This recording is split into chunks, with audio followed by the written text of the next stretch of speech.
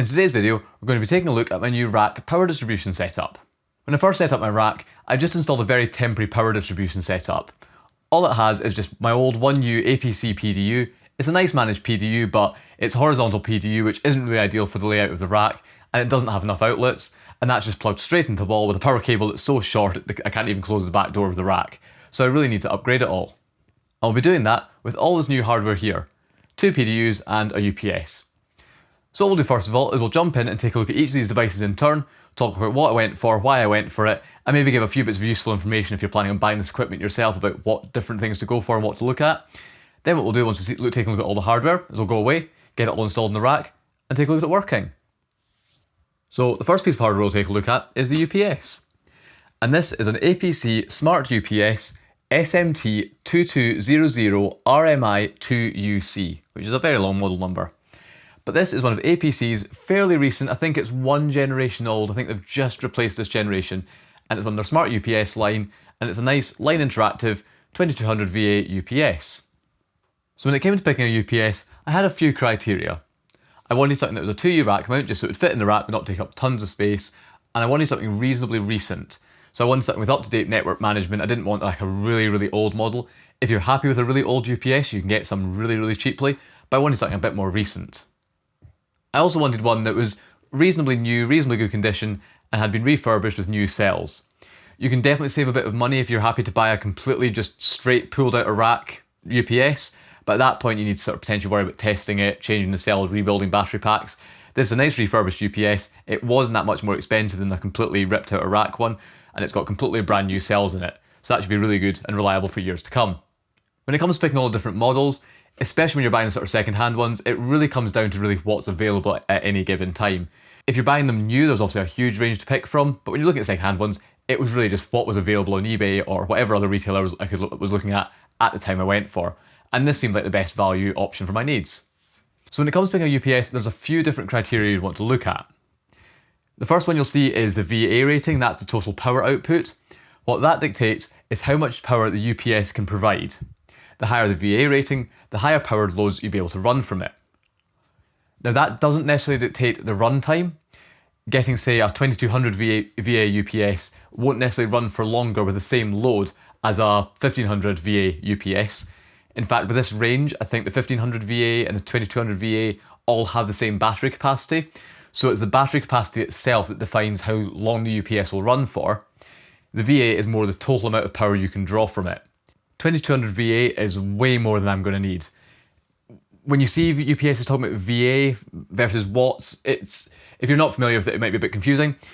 VA is roughly equivalent to watts. Not quite. One measures what's called real power, one measures what's called apparent power, and there's a whole thing about power factor and how sine waves work. Way more than you really need to understand. You're talking roughly watts. I think APC rate this to, I think, about 1980 watts or something. So around about 2 kilowatt, this UPS, which is way more than I'm going to need to draw. I think my rack currently draws about 200 watts, well, at least under 300 watts. So a UPS with this power is way more than I need. But at this point, it was about the same price, if not cheaper, than a lower power one. So it made sense just to go for this one. Generally for sort of smaller home environments, you're probably not going to be drawing anywhere near enough power to really worry about getting a super high powered UPS, but in potentially a commercial setting, you may need to consider what your power requirements are and make sure your UPS is able to power it. The second thing you want to consider is which type of UPS to go for, because UPSs are divided into 3 main types: offline, line interactive, and online. An offline UPS is the simplest type of UPS, and generally that's reserved for the really cheap basic ones designed for home use. What you have with that is essentially have a battery and an inverter that can power the load in the event of a mains failure, but when the mains power is present, the power from the mains is sent straight through the UPS, straight to your connected devices. Then in the event of a power failure, a transfer switch inside the UPS will kick over, the inverter will power up, and it will very quickly switch you over to battery power. You'll then run on battery power through the duration of the power outage, power comes back, the transfer switch switches back, and you'll switch straight back over to running directly off the mains power. So an offline UPS will protect you against power cuts and things like that, but it won't necessarily protect you against things like voltage fluctuations. As the voltage drops too low or jumps up too high, won't necessarily protect against that, but it will protect you in a complete power cut situation. Then on the complete opposite end of the spectrum, you have an online UPS, which is kind of the highest end type of UPS you can get. These are also referred to as double conversion UPSs, because what they do is the AC power goes in, it goes through a rectifier that converts it to DC, that DC power is then used to charge the battery, and then the DC from the rectifier and the battery then goes into an inverter, which converts that back to AC, and that AC power comes out and powers your connected devices. So with an online UPS, you're always converting AC to DC, then DC back to AC. Even if the mains power is present, it's converted to DC first and then back to AC. Now this has a lot of benefits. It means that in a power cut there's no changeover time at all. It just continues working perfectly fine. So especially if you've got very sensitive loads, or you're going to have a lot of power outages and you've got weird equipment that might have issues with any kind of switching delay, especially when it comes to things like medical applications where it's really critical, an online UPS is great because it won't have that switchover time. Additionally, because an online UPS is converting to DC and then it's generating that AC waveform inside itself, it's kind of recreating the AC waveform. So if you've got any kind of noise on the line or frequency issues or anything like that on your incoming power, that won't then get passed through to your connected devices because that AC waveform is being generated by your UPS device, even if the mains power is present. So of course that makes online UPSs kind of the best option. They've got the most features and they'll provide the cleanest power. And especially in situations where you're going to have a generator behind the UPS, you'd want to use an online UPS because generators have a tendency to produce quite noisy, bad quality power. So having that going through an online UPS means that your sensitive connected equipment will get nice clean AC even if you've got a generator feeding into the UPS. So that's different in an online UPS and an offline UPS. But as I mentioned earlier, the UPS I went for is a line interactive UPS. And this sits somewhere in between. It's better than offline, but not quite as good as an online UPS. And the way a line interactive UPS works is it has a sort of special inverter that connects to both the mains and the battery at the same time. When the mains power is present, the connected load is powered from that mains power. However, if there's any voltage fluctuation, so the input voltage becomes too high or it drops down too low, the UPS can use the battery to adjust that to get a sort of more stable voltage output. So compared to an offline UPS, it allows much better voltage regulation and can handle spikes and dips in voltage. However, unlike an online UPS, it doesn't have the ability to sort of protect against any noise on the line or any frequency variation. So that's very much why it sits in between an offline and an online UPS. So if I've been singing all the praises of an online UPS, why have I gone for a line interactive one? Well, there's one key downside with online UPSs, and that's power efficiency. Because with an online UPS, as I mentioned, you're converting AC to DC, DC back to AC, even when the mains power is present. And in that process, there's a lot of losses. So even though an online UPS provides brilliant clean power, it's not very power efficient, and it has a lot of losses even when mains power is present. So for my home setup here, I just wasn't willing to deal with that efficiency loss and that wasted power by going for an online UPS. Realistically, none of the equipment I have connected is that sensitive. The power around here is generally pretty clean. The most you're going to get is an occasional power cut that might last 5 to 10 minutes. Generally, it's if there's like switching maintenance kind of going on the grid. There's really not any issues. In fact, I think I last used a UPS at home back in maybe 2015 and I haven't had one since. I've never really felt a need for one, so I'm happy to go for a line interactive UPS. On the other hand, if you've got really, really dirty power, lots of noise on the line, you're going to potentially run it from a generator, then at that point you want to go for an online UPS. But for me, it's not worth the power efficiency. When it comes to buying a UPS, most manufacturers, including APC, will provide an efficiency curve for each model. So if we take a look at the efficiency curve for this UPS here, and also take a look at its online counterpart, which is basically the same model but an online UPS, and overlay the two, you see the complete difference between an online and line interactive UPS. Line interactive UPS is significantly more efficient across the entire curve. It's obviously a load axis. The x-axis is the load. So the more load the UPS has, the more efficient it'll kind of run. So as you can see, the line interactive UPS is significantly more efficient at all loads, and especially when you start talking about lower loads, which is what I'll be running on this. Even though there's a drop off in efficiency on both models, the drop off in efficiency on the online UPS is way steeper and way more significant than the line interactive UPS. So you can just see here the clear efficiency difference between line interactive and online. So that's why I've gone for line interactive UPS. So taking a look at the front of the UPS, here we can see we have just this bezel in the front, power button, a few different controls, there's a little on-screen display, you can kind of control and monitor some basic functionality from that. Front bezel then comes off, and under here we can see we have the battery terminals. Now, right now the battery is not installed, and that's just because it is so inconveniently heavy. I took it out so I can move the UPS up the stairs.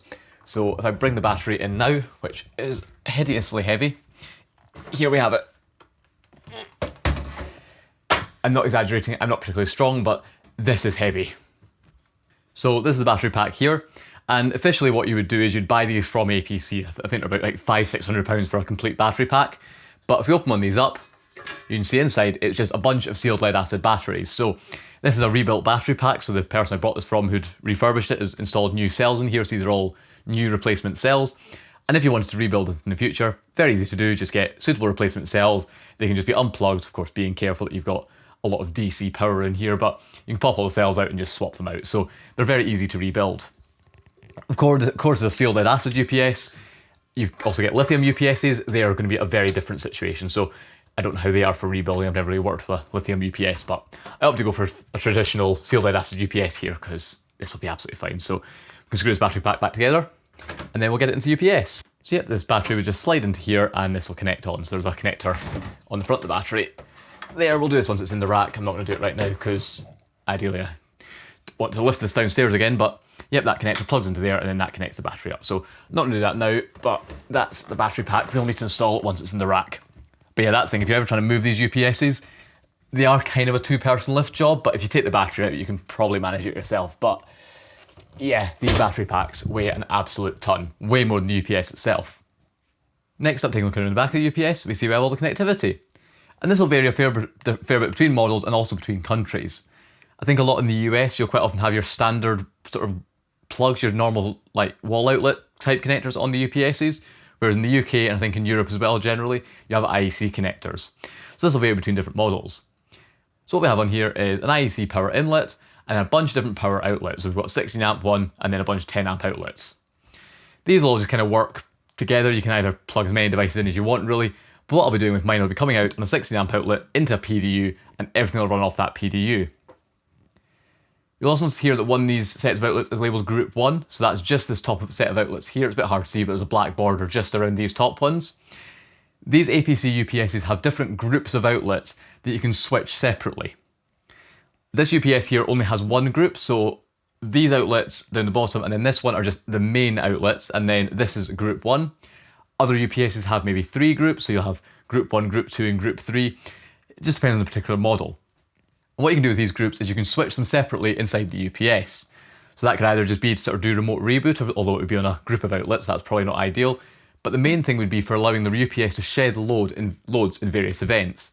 So for example, you could configure a group that if the UPS is running on battery power, it immediately shuts that group off. So if you've got some equipment that doesn't need to run in the event of a power cut, but you still want the power protection from the UPS, you can do that. So you can connect to that group and set it up. So if the mains power is applied, that group gets powered, but as soon as the mains power goes out, that group turns off to reduce the load on the UPS. You could also set a group to power down once the UPS battery gets below a certain amount. So if you've got lower priority equipment, you could still have it run on the UPS so it could survive short little 5-minute or 30-second power outages. But if the power outage is sustained, that group of outlets can turn off to prevent that device drawing power and draining the UPS down too quickly. The other thing you can do is you can set this so in the event of an overload, it'll turn outlets off. So again, if you've got too many things connected to the UPS and you've got a group that's not very essential, if the UPS load got too high, it can kill power to that group. So it's kind of very basic switching for different devices. Now, for my setup here, we'll be using a managed PDU. So all the actual device control and turning devices off in the event of a power cut will be done by that PDU. But that's what these groups mean here. If that's important to you, you might want to look at a UPS with more than one group, or this might be fine. It just depends what you need. And yeah, this sort of power outlet configuration varies massively between the different APC models. I think even like the lower power outlet output models of the same range have slightly different outputs and things like that, so it just depends what you go for. The other connectivity we have here is various network and management capabilities. So down here we have serial and USB. So this is your standard connectivity that all these UPSs generally come with. So you can either connect a serial console to it or connect the computer over USB and use that to manage it. And there's various software out there. There's either UPS's official software or there's software such as what I think it's called Network UPS Tool or something. And you can run that to connect a UPS and manage it over the network, over a USB or serial connection. For my setup here, I wanted network management. So what I've got is this smart slot card here. As standard, these UPSs don't really have any network capabilities, and instead this will just be a blank top expansion slot that you can add cards into. So if you want network capabilities, you can buy these cards. My UPS came with one, and you can slot it in there, and that gives you network capability. There's a couple different models of these. There's a basic one that's just got a network port and nothing else. The one I've got here is a slightly fancier one, so it's got some USB ports and some universal I/O ports. These are to connect to things like sensors, so you can get APC environment sensors that monitor the temperature and humidity of your rack, things like that. Those can connect down into this card here, and then you can manage it through the same interface as the UPS. I don't need any of that, it's just a particular network card that this came with. All I care about is a network port. Now there's one thing that you do want to be very careful of when buying APC UPSs, especially at the moment, is some of their models will also have a network port down on the sort of main port area here. So you can quite often find those ones that don't have a network card in it here, or any kind of expansion card, but still have a little network port. And that port's often sort of highlighted in green, and I think it's usually got like a little cloud symbol next to it. Now while that looks like a network management card built in, and it sort of is, it's a cloud managed card. So that will connect to APC's cloud, you can then manage it through APC's cloud environment, and there's various features there. But it doesn't offer local network management. So even with those models, you'll still have the smart slot, and if you want to have local network management like I want, you need to buy the network card and slot it in. So just something to bear in mind if you're buying these UPSs, if you see two on the market, one with a network module port on board, one doesn't, while the one with the network port on board would probably be a newer model, it doesn't mean that you can buy that and not need to buy the network management card. You still need this if you want local network access, so don't be fooled by that local network port on the board. The final type of port you'll probably see on a UPS that isn't on this one here is one for external batteries. This particular model here, which is from the SMT range, I couldn't quite remember, from the SMT range, that's their more basic line interactive range, so it doesn't have the ability to expand with external battery packs. Now for me that's absolutely fine. This has way more battery capacity than I'm ever going to need with my particular setup, but if that's important to you, if you want a system you could expand with lots of additional battery packs chained together, you need to make sure you get a UPS that supports that, and then if it did, it would have a connector similar to the one you see on the front, somewhere down here on the back that you connect to external battery packs. So just like to bear in mind that not all UPSs support external battery packs, so if you want that, make sure you get one that has that connector. The final connector we have on the back of this UPS is this one here labelled EPO. Now this is something I've never used, I've never really had a requirement to use it or even seen it used in practice, but this is an emergency power off connector. And apparently it's due to certain regulations in certain countries and regions, it really depends, that some UPSs over a certain size need to have essentially an emergency stop feature. So you can get a separate emergency power off button, big red button, basically an e-stop type button. That would then connect into this connector here, so if someone hits that, it kills the power. Not something I'm aware of being required here, and definitely not something I'm going to need in my garage. But if you're in an environment where you need that's a regulatory requirement, or it's something you just want, that's what we connect into that port there. The final thing to consider is make sure if you're going to rack mount a UPS, you get some sort of rack rails to mount it. A lot of the time UPSs, especially on the second-hand market, don't include the rails. Now, you don't need them, you could just get sort of generic rack shelf type rails and that would work fine, but it's nice to have the official ones. So these are the official APC rails, which extend to fit whatever length of rack you've got. And then on the back of the unit here, there's these kind of bits that stick out that'll slot into the rails to help mount it into the rack. So you do really need to get some sort of rack mount rails to mount these. Other thing to also mention, just when you're talking about what's included, that plastic bezel on the front is often missing from second-hand UPSs. I think they just get broken during the various transport and recycle processes that second-hand UPSs go through. So just make sure that if you care about the aesthetics, that you get one that includes that front bezel. Equally, if you don't want that front bezel or you don't really care how it looks, you can get quite good savings by getting one that's missing that. But yeah, just something else to bear in mind. Make sure that's included with your UPS if you're expecting to get one. The next piece of hardware we're taking a look at is my PDU, which is obviously a bit inconvenient to fit on the table, but let's talk about it. So this PDU here is an APC AP8959EU3 PDU, and this is an individually switched, network managed PDU. When it comes to PDUs, like UPSs, there's a few different versions you'll get, and the variations depend on both the metering and the switching, and they're kind of separate and you get a mix of them. So when it comes to metering, you'll either get completely unmetered PDUs that just don't have any sort of current measuring at all. You then get ones that are individually metered, which are the sort of top end ones where each outlet is individually metered. And then in the middle, you'll get ones that are globally metered. So you have global metering, so you can measure the total power consumption of everything on the UPS, but you can't drill down to individual outlets. Then separate to that, you get the switching. You'll either get completely unswitched PDUs, Or you'll get ones where the outlets are individually switched like this one, so you can control the power to each individual outlet, switch them on and off, remotely reboot devices and things like that. And then when it comes to buying a PDU itself, you'll generally get a combination of metering and switching. So at the most basic end, you'll just get completely unmanaged PDUs that are basically just extension leads. You'll then get globally metered PDUs where there's no switching or anything, but they are network managed and give you metering, so you can kind of centralize your energy monitoring. You might get ones that are individually metered but don't have any switching. You'll get ones like this, which is individually switched and then globally metered. And then at the top end of the range, you'll get ones where you have full switching and metering on each outlet. This one here is globally metered, individually switched, just because that was kind of the most cost-effective option. When you start going to individual metering, they get very expensive very quickly, so it just wasn't really worth that for me. Like UPSs as well, there's a bunch of different generations of these. This is, I think, again, like the UPS, it's one generation old, so it's still a reasonably reasonably up-to-date model. It's just been discontinued, but it's still a reasonably up-to-date model, so it's got the up-to-date software. The software feels fairly modern. And compared to the previous generation to this, I think the 7000 series, this new 8000 series has more accurate metering based on what I've seen in the datasheets, especially at low power draw levels. The older PDUs than this just didn't really give you very good metering at very low power draw, whereas this should have a lot more accurate metering, so that should be quite good. And then like UPSs, when it comes to these, a lot of it's going to come down to, if you're buying it secondhand, comes down to what's available on the market at the time you're trying to buy it. So you really just need to think about your requirements, what you need in terms of metering and switching, how many outlets you need, what sort of form factor you need, and then go from there. This one here is probably way bigger than I need. I've got a bunch of outlets, sort of 24 outlets. Most of these are IEC C13, a few C19s as well, and then the power on the bottom is a C20, so I can plug just a IEC C19 C20 cable into the bottom of that and go into the UPS. Other PDUs will have different inputs, so there's quite a lot of differences in the inputs, even on the same model number. So this one has the C20 inlet on the bottom. Others will have pre-attached cables. Some of them have an IEC connector on the end. Some will have big blue C-form plugs, either 16 amp or 32 amp C-form plugs. Of course, you can always adapt to whatever you need, but just make sure you kind of get the input that it also fits your environment best. Now, the other thing to bear in mind that's very important, if you're buying these secondhand especially, is watch out for three-phase PDUs.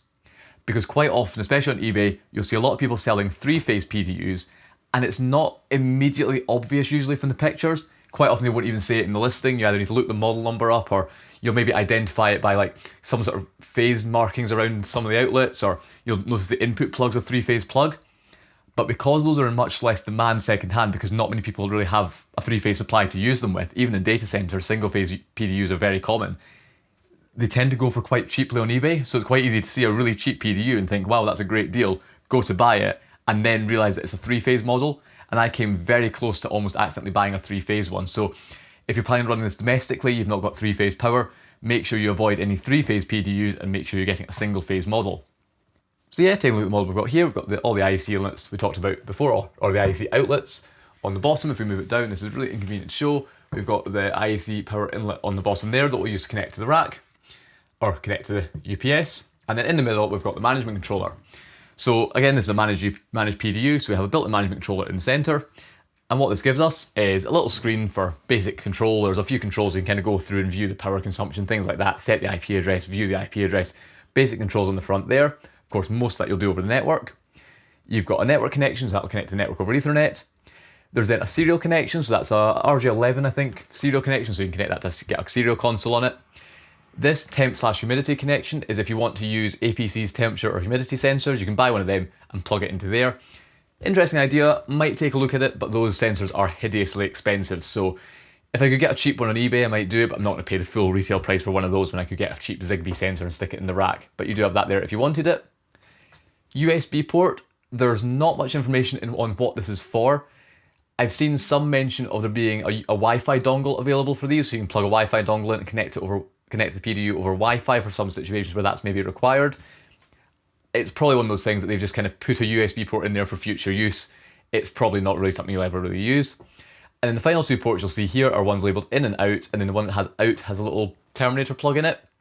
This is essentially a serial bus that lets you daisy chain PDUs. So if you've got multiple PDUs in a rack, for example, rather than having them all uplinked to the network individually, you can plug one of them into the network and then you can uplink and daisy chain the PDUs through each other.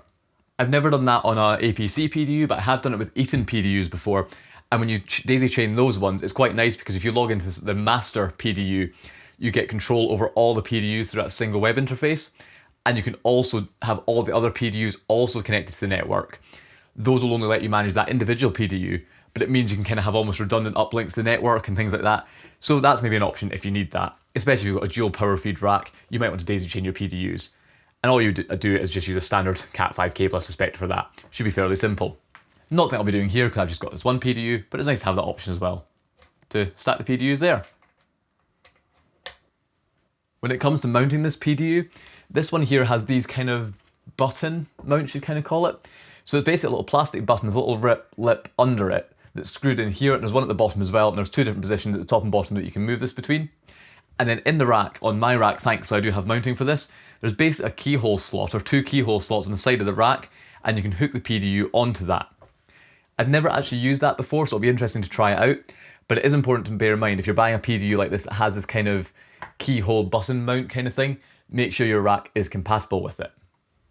Of course, if your rack's not compatible with it, you can probably get some sort of adapter that would either let you kind of give your rack a button mount, or you can normally get kind of other brackets that would attach onto the PDU and then just hook onto the standard rack mount bars. So it really just depends. So just again, if you're buying a PDU, make sure it comes with the mounting hardware that you need, or make sure you're at least able to get the correct mounting hardware to install it, because that can always be a bit hit or miss with some PDUs. But yeah, that's how we're going to be mounting this one in my rack. So that's a look at the main PDU here. And as you can see, as I mentioned earlier, it's fully IEC connector. So every outlet on this is an IEC connector. And this is generally quite common, at least in Europe and the UK. I think in the US, correct me if I'm wrong, but I think in the US it's a bit different in that most PDUs, or at least a lot of PDUs, have your regular wall outlet plugs on them. But in the UK and Europe, that's generally not the case, and instead we use these IEC connectors.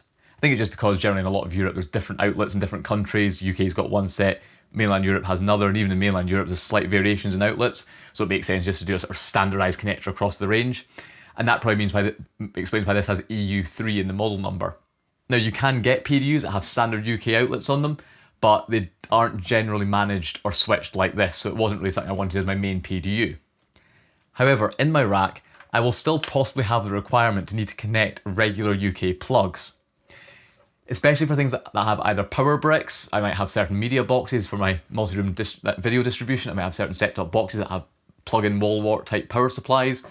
Or sometimes you're just in a situation where you don't have an IEC to IEC connector and you really need to plug something in, but you've got a regular mains lead. It's just good to still have standard UK wall outlets. So for that, I've got this cheap little PDU here. So this is just an unmanaged PDU, dead simple. I think it's about £30. Nice, cheap, simple PDU. No management, just a big power switch down there. Very simple PDU. But what I can do with this is I can have this PDU, the managed PDU at one side of the rack connected to the UPS. This PDU can sit at the other side of the rack, can then plug into one of the 16 amp outlets on the big PDU, and then this lets me then just connect anything that has a normal UK plug. Now of course I won't be able to individually switch these. The most I could really do is use the big PDU to fully reboot this entire PDU, but there shouldn't really be anything completely critical on this.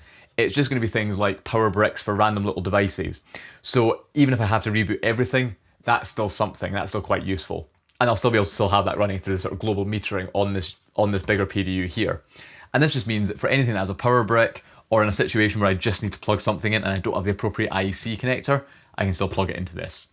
It's something I would definitely say, if you're ever building out a rack with a PDU, it's always worth having at least a couple of regular UK wall outlets in it, or whatever your country's wall outlets are, just for that situation where you go to plug something in, realise it's got a weird connector on the back, it's maybe a figure of 8 or cloverleaf type connector instead of a regular IEC C14 connector, and then you've got the mains power lead plugs into UK socket, so at least you've got a PDU there you can plug it into. So yeah, a bit rambly there, but we'll be putting this into the rack as well.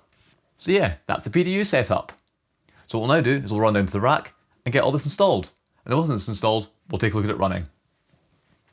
Okay, so now here we are with the rack, so let's get all this installed.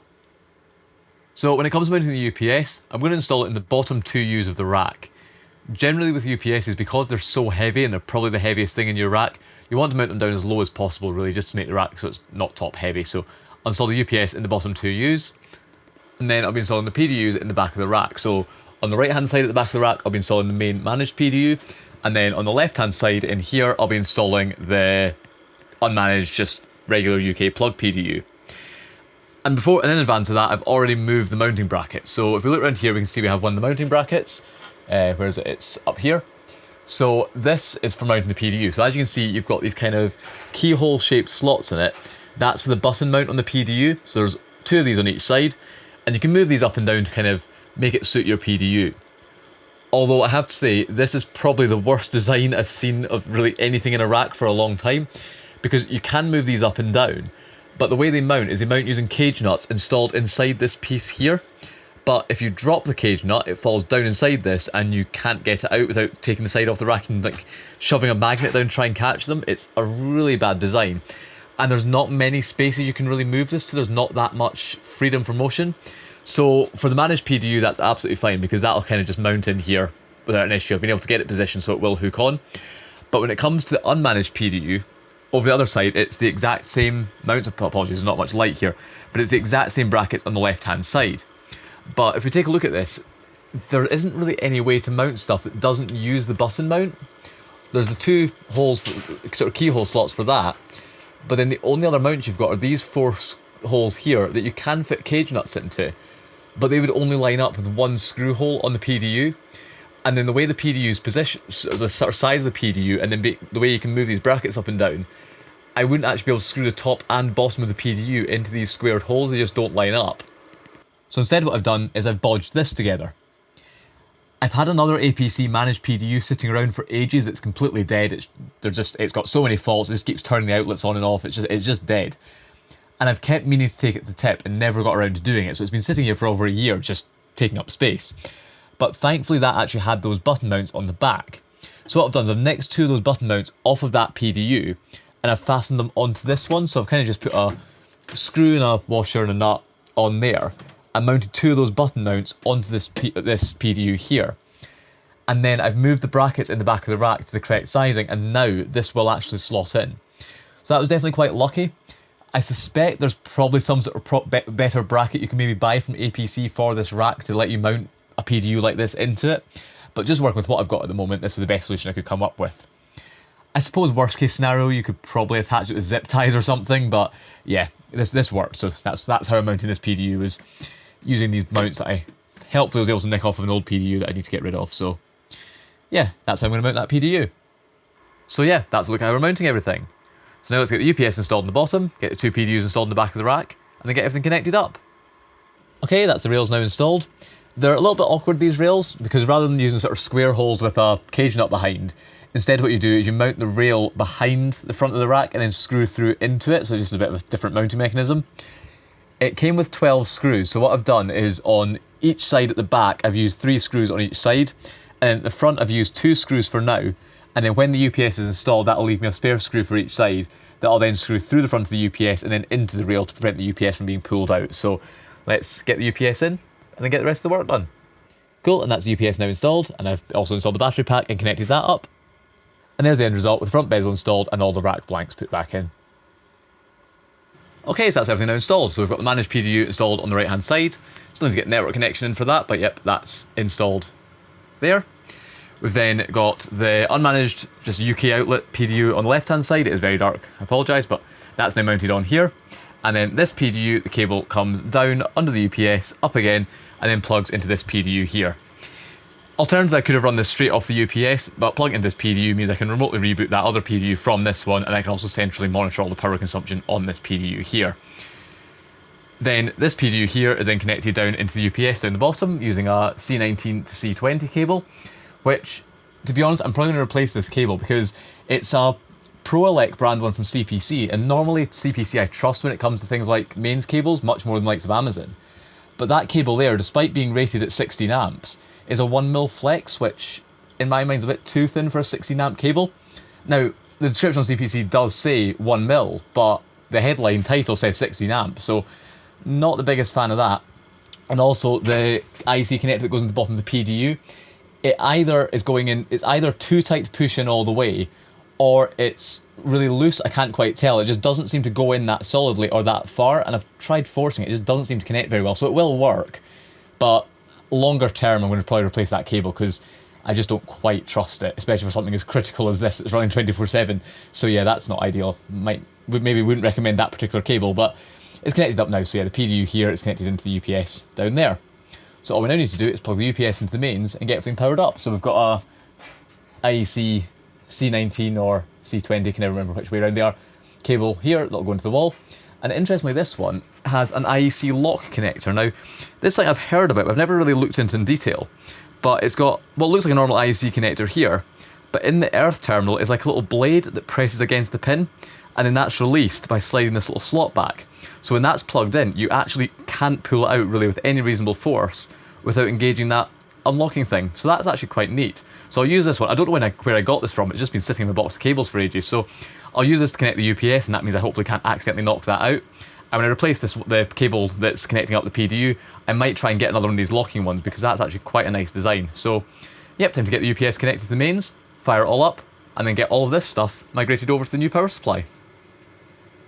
Okay, so that's the UPS now connected to the mains there, so let's turn it on and see what happens. I think I'm going to have to replace this IEC lock cable with a longer one actually, because it's kind of, when it's this one here, it's kind of catching and I won't be able to get these folding chairs out without unplugging that, so yeah, I'll need to get a longer cable. Let's turn it on. And that's the first time I powered this UPS up. That was a big clunk sound. Hopefully that's going to fire up. I might need to press the power button on the front, we'll need to see. But that's definitely doing something. Let's take a look around the front and see what's happening, if anything. Yep, there we go. UPS appears to be powering up. So, yep. Don't know if I need to manually turn it on. Don't know if it's actually outputting power, because these PDUs do take a while to start up. So, nothing right now, so let's turn the UPS on.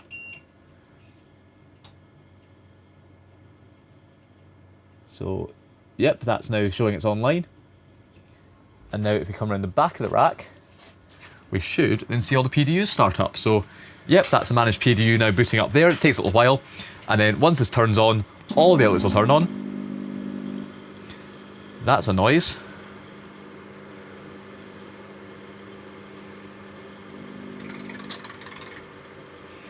There we go. So that was all the PDU turning on there. So that's very satisfying noise where it all clicks up. That UPS made a very scary sound there, so I'm going to keep an eye on that. I assume it was just starting up. Interesting. But yep, that's this PDU now powered up here.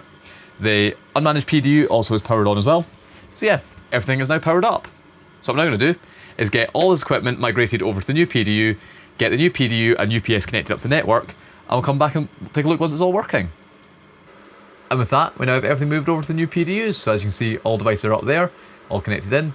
Still need to label all the cables and also label all the inputs or outputs in the PDU settings as well, so I can remotely reboot them, but that's everything moved over for now. So we've got the various devices that have IEC plugs all plugged into the PDU there. And then the single device currently that doesn't have an IEC connector or a replaceable cable is the aerial amplifier power supply that's up there. So for now, that's just plugged into the PDU on the left there. And that all works great. So obviously we're running on mains power now. So let's try switching over to battery and see what happens. So come over to the socket over here. As you can see, I've swapped the mains cable back over for a different one. That IEC lock one was nice for not being able to pull out, but it just wasn't quite long enough. So I've put the old one back in, and that's now long enough to route neatly behind all this stuff. So the rack doors can close and it doesn't obstruct all this storage. So let's turn power off and see what happens. There we go. And you can hear the UPS is kicked in. So it sounds very loud. I've never really worked with a UPS of this size before. The only ones I've used have just been little cheap desktop ones. So obviously there's a lot more power coming out of this one. So it's got a very loud transformer in it, as you can hear. But as you can see, that switched over to battery power, and everything in the rack is still up and running. So yeah, that's worked. And then obviously if we come around the back again, and we turn the mains power back on, takes a little second for it to accept that the mains power is stable again, and it'll switch back over to mains power, as we can see, and now everything's now back running on the mains. So yeah, that's worked absolutely perfectly. So what we'll now do is we'll quickly jump into a laptop and do a screen recording and just take a look at the web interface for both the PDU and the UPS, and then we'll wrap all this up. Okay, so now here we are logged into both the web interface for the PDU and the UPS. So let's take a very quick look through them. Now the PDU I've already updated to the latest firmware, The UPS I still need to do, but unfortunately it says it needs to be powered off to do the firmware update, which isn't really going to work with my network switches that I need to use to get to the UPS are powered via the UPS. So I think when I'm replacing that dodgy cable, at the same time as that, I'll move everything back over to the old to bypass the UPS, and then I'll do the firmware update then. But it's still a fairly recent firmware version. So here's the PDU here, so you can see it shows the total device load and the phase load. So it gives you both the kilowatts and the amperage, because that can be potentially different depending on the power factor. So you can see we have that there. If you had a three-phase PDU, you'd have multiple different phase loads showing there. It shows a history log of various things happening, whether power's been turned on and off, how the outlets are all being controlled. Not really much in there right now because it's just been set up for the first time. You can then go into the control section where you can go into the outlet control. And in here you'll find all different outlets. Now, I need to go in here and rename all these because currently these are just all outlet 1, outlet 2. But you can change the settings, just give each of these a name to actually name what device is connected to it. And again, if you had a multi-phase PDU, it would show what phase each outlet's on. You can then go into here, you can then pick an outlet, pick an action, whether you want to turn it on, turn it off, whether you want to reboot it, if you want to delay before it does it or you want it to do it immediately. You can do that, pick all the outlets, do multiple at the same time. If you want, hit next and it'll do that. So it'll either turn the outlet off, turn it on, reboot it, or whatever. It's really, really useful to have. Various other settings here, we're not going to go into network stuff, not going to bother with all that. There's also options for things like alarms, so you can set up things like power limits, so if you draw too much power it'll alert you, which could be useful. But yeah, most of the time you're going to be using this PDU is going to be really doing outlet control or monitoring the overall power consumption. Now, this is just the web interface. Of course, if you want to do anything programmatically, there's other options. So there's a telnet and SSH interface you can use. So if you'd either prefer to use the command line or you want to sort of integrate it into something else, that can be very useful. And you can also control it over things like SNMP. So it's got a lot of options to control this over the network. The UPS interface looks very similar. It's basically the same thing, but it's got a few different options in here. So on the homepage, it shows the various events. So as you can see right now, there's a few events from just when I've been testing it, turning it off on and off of mains power. If there was more events in here, this would start showing up in this log. And this is what I'm really interested to see is, leave it a good few months, come in here, and then just see how often the UPS kicks in due to like voltage fluctuations. Be really interesting to see that. Next up, we can come into here and this gives more overall information. So we can see the overall current, the overall output in watts, and the overall VA. And this is going to be the percentage of the total capacity of the UPS. So we're at 91% of the total wattage, but 13% of the total VA because of the whole real apparent power and the power factor. I need to do some checking. I'm wondering if I've got something in there that's not got very good power factor. I'll need to look into that. We can see the battery is 100% charged and we're currently operating at 93% efficiency, which isn't too bad. It's not the most efficient thing in the world, but we are operating this well below its sort of peak efficiency just because we've got such a low load on it. In terms of load, as we can see, we're drawing 1.3 amps, which if we factor in the wattage, you can see if you look at the PDU here, we're drawing about 190 watts. And that's what the PDU is reporting. I can't find a wattage reported on the UPS through the web interface, but the control screen on the front gives you a wattage, and that was showing about 155 watts. So that's potentially even lower than this. So for all these people seeing pictures of my rack going, oh no, what's your power consumption? That must be ridiculous. It's drawing 190 watts, really maximum.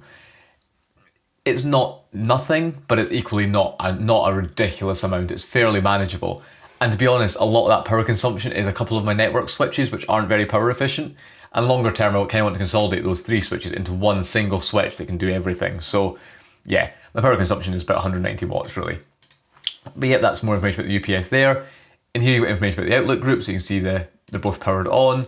This is for universal I/O if you've got sensors connected. We've not got any of that network stuff. In here you've then got control, so through here you can turn the UPS on, control it on and off. You can also go into the outlet groups, and this is where you can again reboot or control the outlet groups, much like you do on the PDU. It's basically the same interface. Various security settings, network stuff in there, not going to bother with that. And then in here you can configure your outlet groups, so do you have a power on delay or a power off delay? How long it powers off during a reboot? These settings are the same also on the PDU. You can adjust the voltage limits that you're happy with it to work with. You can do a shutdown, so you can see what's it to do in terms of triggering things to shut down. I've not really looked into all of this in too much detail. I've just basically set this up just trying to get it working, but there's a lot of options in here. You can do turn off the audible alarm if you don't want it. You can adjust how often it does a self-test, so I've just left that on default, but you could have it test more often or less often, and then various things like that. So yeah, I'm not really going to go into a full in-depth test of this. I've not really dug into it really, but realistically, the manual will detail all these features, and if you want to really figure out how this all works, it'll be all detailed in the manual. The final thing that's probably worth showing that I think is the thing I talked about earlier in the outlet groups configuration. If you go into here, it gives you more information. So for example, you can see obviously power on and off delays, but then there's also this option for load shedding, which is really useful. So you can see if a power failure lasts longer than a certain amount, to turn off that outlet group. If the UPS has less than a certain amount of runtime remaining, turn off that output group, or if the UPS is overloaded. So you can very easily come in here and have this turn off less essential devices as long as they're split across those outlet groups. Now, I've not really got that option here because all my stuff's connecting through a single PDU and I don't really want to have multiple PDUs to handle load shedding. So I think I'll end up programmatically doing this to have something detect the UPS settings or UPS status and then use that to control the PDU. So I'll probably need to build that, but that's a fairly low priority right now, but that's the sort of thing you can do. So yeah, that's looking at the web interface of both the UPS and the PDU. So there you have it. That's a look at the new power distribution setup for my home rack. I'm really happy with it. It's just so much nicer having that big PDU with plenty of space for everything I needed to connect because I'd already filled that old one. And then the vertical PDUs just makes cable management a lot nicer. I have the other PDU to plug other things that require a regular UK plug-in, and then having the UPS is going to be absolutely brilliant for long-term use. Especially once I start adding more home automation stuff. It used to be an absolute nightmare in my flat if Home Assistant rebooted because it was just that everything would go out of sync and all the states would kind of not match up and it would just be a complete pain trying to get things back working properly again. Whereas now with a UPS, that should be a much less frequent occurrence. And it's also worth mentioning if you haven't seen my previous videos, this entire rack is also fed from a dedicated circuit which is fed through an RCBO. So even if I'm doing like electrical work in the house or something trips a circuit in the house, trips an RCD in the house, the rack won't be affected. So the only time I'm ever really going to even need this UPS is either for actual power cuts, weird voltage fluctuations, or if I need to take the front off the consumer unit itself. I shouldn't really even need to power this rack down or run on the UPS for doing regular electrical work in the house. So yeah, it's absolutely brilliant to have this. And I'm also going to be quite interested to take a look at the logs on this PDU and see how often it kicks in, how often voltage fluctuations actually happen, because it's something I've never really had visibility of before. So yeah, hope you found this interesting, but all that's left to say now is thank you very much for watching.